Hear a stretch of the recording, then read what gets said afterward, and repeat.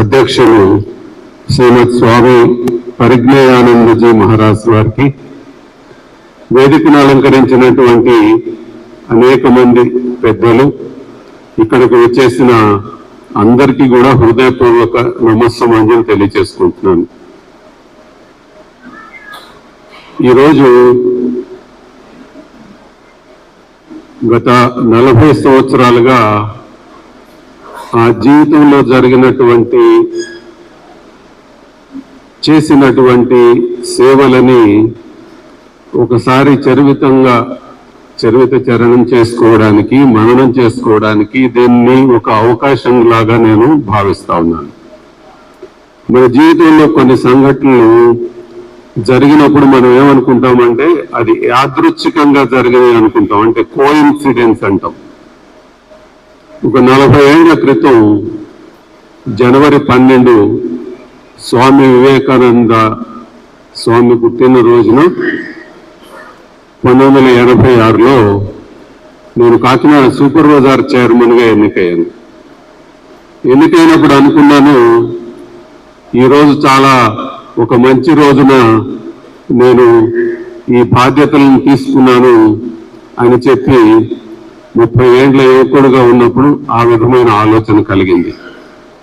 కానీ 40 ఏళ్ల తర్వాత ఈరోజు ఏమనిపిస్తా ఉందంటే, స్వామి నన్ను ఈ సమాజానికి సంబంధించి కొన్ని కార్యక్రమాలను నిర్వహించమని ఆ రోజున ఒక దైవ నిర్ణయంగా ఆ రోజున నేను ఎన్నిక కాబడ్డానని ఈరోజు అనుకుంటా ఉన్నాను. జనవరి 12నే ఎన్నిక కావడం, మరలా స్వామి వివేకానంద పేరు మీద ఉన్నటువంటి జీవన సాఫల్య పురస్కారాన్ని రామకృష్ణ సేవా సమితి వారు ఆ జయంత్యోత్సవంగా అందచేయడం అనేది అది యాదృచ్ఛికం కాదు, దైవ నిర్ణయం. అంటే స్వామీజీ గత 40 సంవత్సరాలుగా ఈ యొక్క సేవలని అందించమని ఒక దిశానిర్దేశం చేసినట్లుగా, ఒక మార్గదర్శనం చేసినట్లుగా నేను భావిస్తూ, ఇంతటి అవకాశాన్ని, గౌరవాన్ని నాకు కల్పించినటువంటి రామకృష్ణ సేవా సమితి వారికి నేను హృదయపూర్వకంగా నా యొక్క కృతజ్ఞతలు తెలియజేసుకుంటున్నాను. పెద్దవారు గౌరవ దత్తాత్రేయ గారు మొన్ననే నవంబర్ 19న మండల వెంకటకృష్ణారావు గారి యొక్క 100వ జయంతి ఉత్సవాల్లో కలిసాం. మేము సార్ ఆర్ఎస్ఎస్ తరఫున నవంబర్ 19, 1979లో జరిగినటువంటి ఉత్పాతానికి, దివిసీమలో జరిగినటువంటి ఉత్పాతానికి వారు వెళ్ళి ఎన్నో సేవలను అందించారు.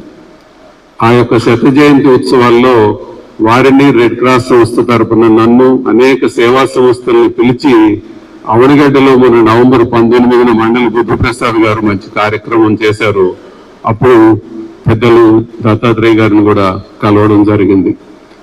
మనం సేవకు సంబంధించి స్వామీజీ ఒక మాట చెప్పారు, మీరు ఏదైనా ఒక లక్ష్యాన్ని, మీరు ఏదైనా ఒక భావాన్ని మనసులో అనుకుంటే దాని గురించి నిత్యము ఆలోచించాలి, నిత్యం స్మరించాలి, నిత్యము శ్వాసించాలి అన్నారు.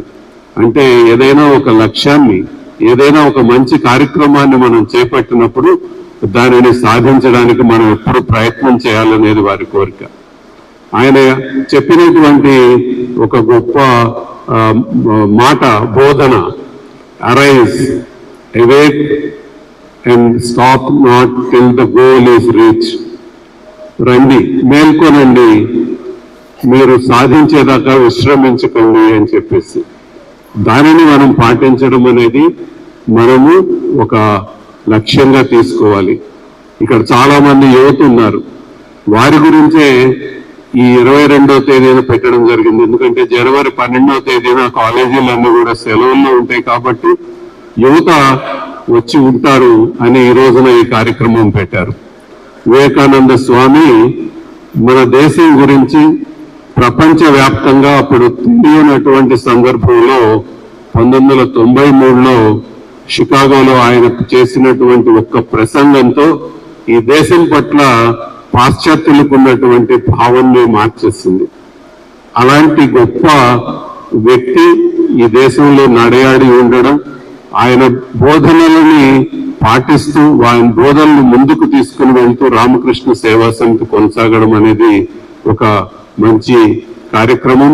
వారు చేస్తున్నటువంటి సేవల్ని అందరూ కూడా అభినందించవలసినటువంటి అవసరం ఉంది. వివేకానంద స్వామి బోధనలు మనము ముందుకు తీసుకుని వెళ్ళవలసినటువంటి అవసరం ఉంది. గత 40 ఏళ్లుగా నేను కాకినాడ అది సూపర్ బజార్ చైర్మన్ గా కావచ్చు, లేదా ఆంధ్రప్రదేశ్ ఒలింపిక్ అసోసియేషన్ కి సంబంధించి కావచ్చు, క్రీడా రంగంలో కావచ్చు, లేదా రెడ్ క్రాస్ రంగంలో కావచ్చు, ఏ సేవ చేసినప్పటికీ దానికి కారణము మంచి లక్ష్యాలను గనుక ఏర్పరచుకుని మంచి సంకల్పాన్ని గనుక మనం తీసుకుంటే ఆ సేవలు నిరంతరాయంగా కొనసాగుతాయని జీవితం మనకు నేర్పింది.